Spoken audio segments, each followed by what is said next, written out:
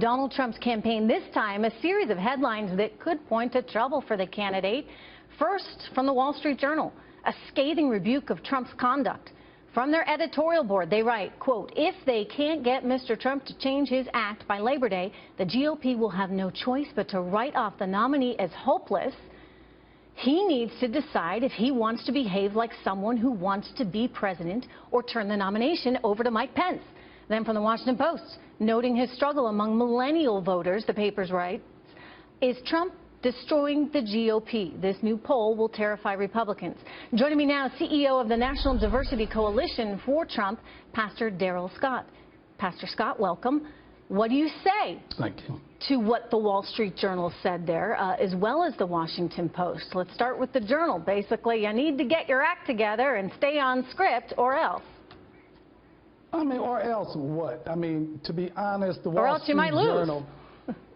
Well, yeah, but they're talking about he needs to show signs of improvement, but what determines, what is a sign of improvement, and is it acceptable? I mean, they're acting like Trump is some bad kid at school that's on double secret probation, and that if he doesn't get it together, they're going to suspend him or expel him. I mean, one of the interesting points came in the second paragraph there in that op-ed where they said, look, Republicans historically are challenged in terms of the media. The media, mainstream media, just doesn't like those on the right.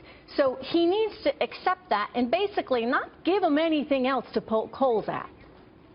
And let me just add that he may have changed things beginning today, although we've said this before, outlining his policy on how to defeat ISIS. Your thoughts? But if Donald Trump sneezes, it's going to be headlines. And so, for him to endeavor to try to downplay, the media creates hysteria all the time to drive the news cycle. You know this. I remember we had Ebola scare week when we thought that everyone was going to catch Ebola. Now we don't even think about Ebola anymore. We had Zika scare, but it seems as if the media creates a Trump hysteria every week. There's a narrative about some new, they were questioning Trump's mental capacity. They were insinuating this guy was mentally ill a couple of weeks ago. Every week is a new media created hysteria. But in other words, can he do something to get out in front of that? In a stronger way? Can he get his surrogates on board to say, look, when Hillary Clinton, for example, goes after me and suggests that I am suggesting assassination, then guess what? You better fire back with dig up that 2008 clip where she talked about Bobby Kennedy's assassination when referencing why she shouldn't get out of the race against now President Obama. But you know what, to be honest with Donald Trump, he's darned if he does and darned if he doesn't. Anything he says can and will be used against him by the media in the court of public opinion.